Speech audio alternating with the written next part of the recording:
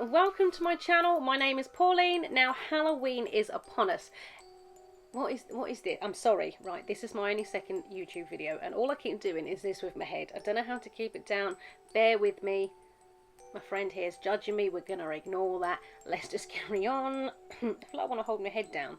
Anyway, so I've found 5 truly creepy stories that are real, and these are things that we don't think are real, we hope aren't real, but I have found 5 versions of these that are real. So grab a pillow to hide behind. I'm gonna tell you all about them. Okay, so we're going to start off with zombies. You know the ones, Walking Dead, I'm going to eat your flesh, all that zombies. They're not real, right? So if they're not real, why has the United States got a contingency plan, I can't say that word, for zombies? And not just any zombies. You've got your standard zombies. You've got your zombies of cult origin and space alien zombies. So they actually have plans, and it's called Con 8888, and they are with the Pentagon, the Control for Disease Prevention, and the military. But zombies aren't real, so why has the United States government got this plan? It's one to think about, but if that's not bad enough, let me tell you about a man from Haiti called Clavius Narcisse. Now, this man, he died, and he came back to life, literally. On April the 30th in 1962, he checked himself into hospital with fever, fatigue and spitting up blood. 3 days later he was pronounced dead and held in a cold storage overnight before he was buried the next day. So his family and his friends are all there. He's been buried, he's dead.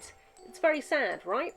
Un patient qui était venu à l'hôpital là, Narcisse Clavius, il était venu à l'hôpital là, il consulté lui, après ça il mourit. His 2 attending physicians, both American trained, pronounced Clavius Narcisse dead, and he was buried the next day. Now obviously that's not the end of it. Some 18 years later, Clavius is seen walking through his hometown market looking for his sister. He finds his sister Angelina and convinces her that he is her brother by giving childhood nicknames and other personal information that people just wouldn't have known. Now what happened to him? Clavius says that while he's in the hospital, he can hear everything that's going on. He heard them pronounce his death. He heard his sister crying. Now, how horrible is that? The poor man, can you imagine feeling the sheet going over your head and not being able to do a thing about it? I think that's probably one of all of our fears, being buried alive. Like, how do they not know? His death was signed off by 2 American-trained physicians. I don't understand it. So what Clavius says happens is he says a couple of days. He says time passed. I guess you don't know. You're in a paralysed state in a coffin. But some time passed and the coffin lid was flung open. He was dragged out, beaten and tied up and taken to the sugar plantation. Now this was all done under the control of a voodoo master who had somehow sprinkled some toxins on him, tetrodotoxin? I can't say that word. It's the pufferfish poison, basically, mixed with some other things, and that's what's caused him to look and sound and appear dead, but he wasn't. Now, during his time at the sugar plantation, he says that he was given a paste with substances rubbed in his mouth. Now, this caused hallucinations and memory loss and basically made him walk around like a zombie. He had absolutely no willpower. He just basically did what he was told when he was told, and he wasn't on his own. There was lots of other men in the same position. One of them mustn't have either had enough paste rubbed on, or maybe he was spitting it out, but it wore off, and it was just enough for him to be able to kill the master. So what happens? That was only 2 years on. 16 more years went past before he turned back up in his hometown. He says he was completely convinced that it was his brother that had got the voodoo master to do this to him, and it was his brother that was trying to kill him. So it wasn't until his brother actually passed away that he came back to tell everybody what had happened. And he is on record as one of the only verified zombie cases in the world. Number 4. Now you might have guessed by my fetching hat here, it's all about witches. We all know about the Salem witch trials, which started in 1692, where 2 little girls pretty much accused a bunch of people of being a witch and kicked off a year's reign of terror where 200 people were accused and around 140 to 150 were killed. Now these were killed on pretty much no evidence. You could just accuse your neighbour of being a witch and they'd get killed.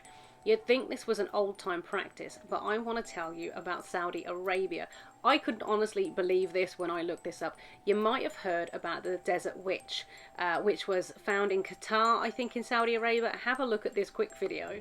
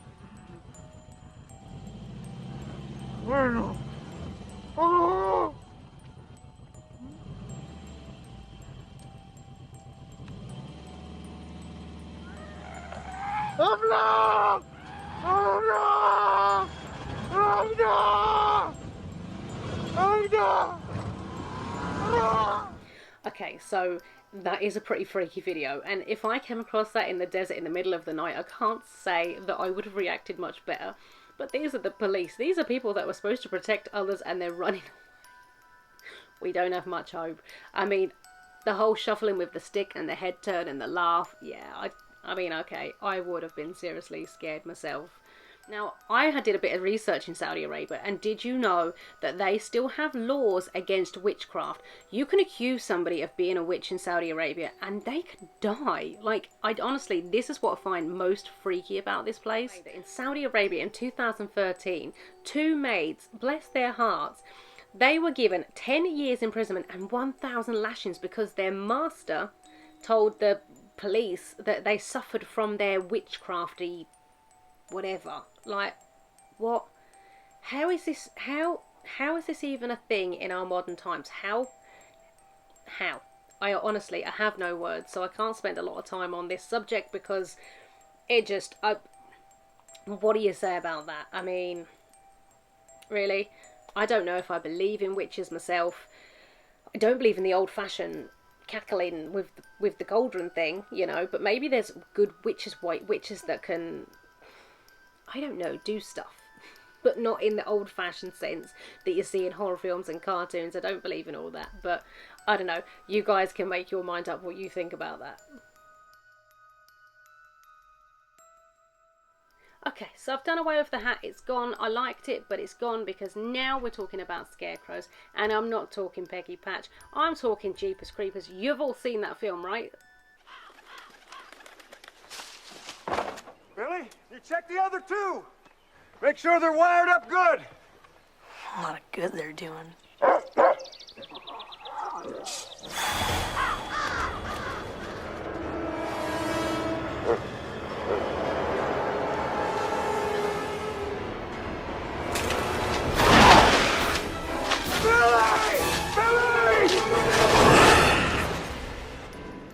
That film scared the living hell out of me when I was younger. I mean, I'm never going near another scarecrow as long as I live, and you're not convincing me otherwise.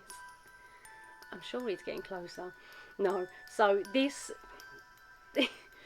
story I want to tell you about happened in Moorfield, Nebraska between 98 and 2002. Now, this is the sort of town where everyone's up in your business, everybody knows everybody. It's one of those small, close-knit communities, you know? So when 18% of the town's population went missing, this was a huge concern. The police were involved. They did investigations within the families, but they didn't come up with any leads. Now, there's not a ton of information on this story. I found a lot of it from Creepypasta, who's on the internet. He does this sort of thing all the time. He thinks that this story is being kept under wraps for some reason. I don't know why, but, you know. Regardless, so they decided that they were going to investigate the local farmer, Joseph Banks. They arrest him and they raid his farm. Now, whilst they did this, they found a lot of the bodies, which turned out to be the citizens that were missing, but it wasn't all of them. They arrested him, they took him to jail, and he confessed, yes, it's me, you know, I did it. So they sent him to prison without the possibility of parole, which would have been great right up until the point, right before they went to haul him away, he uttered the words, "Beware of the fields, they watch, they will finish my work." What? If I was in that courtroom, I'd have had a heart attack. What do you mean? If that wasn't creepy enough, whilst he was in prison, scarecrows kept popping up all over his 35 acres of farm by themselves with no real explanation as to why they got there, who put them there, why are they there. So the police decide that they're going to do another raid on the farm, but this time they bring in state officials and private investigators just to help. They want help. This story is creepy. So they go to the farm and they do, you know, they conduct their raid, and what they found was just unbelievable. It's the stuff of nightmares. They found bodies within the scarecrows. The scarecrows are the bodies. What? Why didn't they even look at this before? They said that the scarecrows smell of rotting flesh. Why did nobody check the scarecrows? What? I'm struggling with words for that one, you know? So one of these victims, out of 18 were recovered. One of these victims was alive, barely, but he was alive. They whisked him off to intensive care, and while he was there, he admitted that he had helped finish Banks's work, but didn't say what his work was. Obviously it weren't good, but he helped continue or helped finish the work. Mind blown. If scarecrows didn't scare me enough, this story is just freaking me out. So, you know, the man died before he could do anything else or before he could be prosecuted, and Joseph basically kept his lips sealed. So what the work was and why he did it, we would never know. Okay, so let's talk vampires. Of course, they had to be on my list. You know, those fictional creatures that turn into bats that they make lots of films about, like this one. Said his first word. He did? Come on, honey. Say it again. Blah, blah, blah. I don't say blah, blah, blah. We didn't say you did. Then where did he get that? Blah, blah, blah. Well, maybe sometimes you say it. I only say it when I say I don't say it. Blah, blah, blah. Okay, kid, we get it. You can talk. Love that film. Personally, love that film. But, you know, vampires aren't real, are they? How about I tell you a story about Peter Bladevic? I'm probably not saying that right, but he died in 1725. Now, his life was pretty plain, nothing to write home about. General farmer. What is it with farmers? General farmer, nothing to write home about. So, when he died in 1725, 9 people died in the days after his death. Now, each one of these people claimed that Peter had visited them the day before, then they died. So, in fact, even his wife claimed that he had came to their home the night before, demanded food from their son, and when he didn't give it to him, he killed him and sucked his blood. Yeah, when your wife's saying that about you, this can't be good. So the villagers decided that after all these deaths, they better go and dig him up and find out what's going on and see if they can see signs of being a vampire. Now, this apparently includes glowing skin, clean hair, you know, looking undead, looking fresh. So they go and they dig him up, and when they open the lid up, here he is with clean hair, glowing skin, looking not dead. So they decide that they need to stab him through the heart with a stake, and when they did this, blood came gushing out of his nose and his ears. When this happened, they decided that that wasn't enough, and what they needed to do was burn his body to make sure that he could never return again. Now, I don't know if that's like actual proof that this guy's a vampire, but whatever it is, it's really strange. Okay, so here we are, last on my list, but by no means least, I want to talk to you about the mysterious death of Alyssa Lam. Now, Alyssa Lam was a 21-year-old student from Hong Kong who on her travels came to the Cecil Hotel in downtown Los Angeles. Now, this hotel had a sketchy past way before Alyssa ever turned up. In 1927 it first opened its doors, and from 1931 it gained a huge reputation for the unnatural deaths in its hotel. Now I quote, "It has had 16 deaths resulting in non-natural causes, not including the 1940 Dorothy Sigyer," I probably said that wrong, who had a near-death experience. She was found near to death, but they never said whether she died or survived, so we don't know about that one. It's also the last known place that the Black Delilah was ever seen. Now, this is a young lady called Elizabeth Short. She was known by the Black Delilah. She was found completely brutally murdered and cut in half, but her last place she was the Cecil Hotel. It's also had some terrible people stay in its rooms. It's had Richard Ramirez, who is the Night Stalker, who stayed there in 1985 during his reign of terror, where he killed 13 women. It's also had Jack Unterweger in 1991, and who is he? He is the Vienna Strangler. So it's safe to say that this hotel has a awful reputation. It's like a magnet for bad energy. If something bad's going to happen, pretty much it's going to be in this hotel, and the hotel's actually changed its name to try and get away from this reputation. It's now called the Stay on Main, but I don't think whatever they do is going to help. This place is just bad news. Now back to Alyssa Lamb. Her last sighting was in an elevator in the hotel, recorded on CCTV. So have a quick look at this video.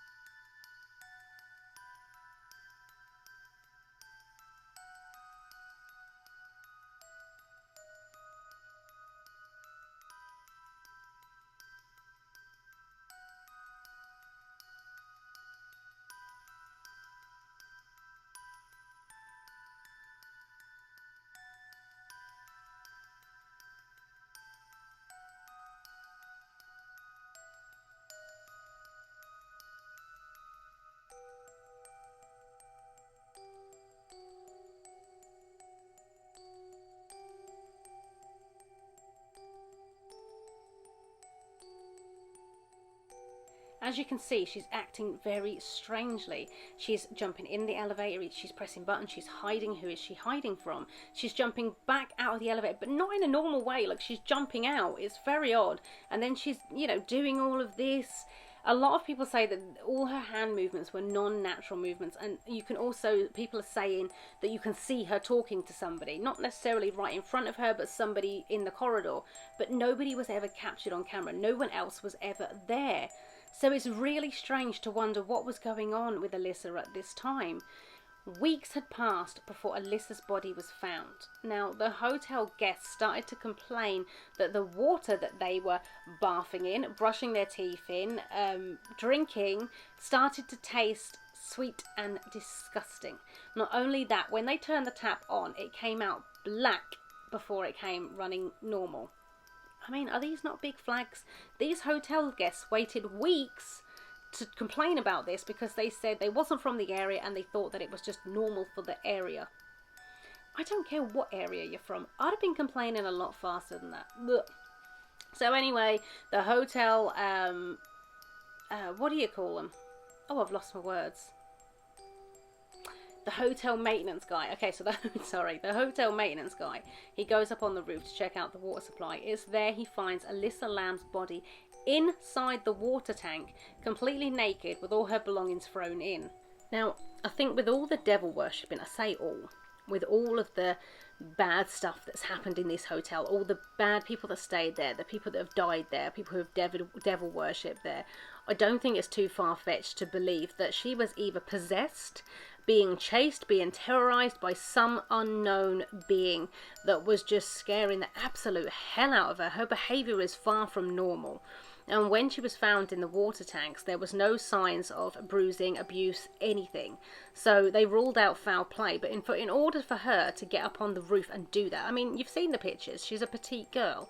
She would have either had to climb out of one of the windows where there was a fire escape on each one, but she would have been seen, which she wasn't, or go through the rooftop door, which was alarmed and locked, so she couldn't have got through there. So we don't even know how she got to the roof in the first place.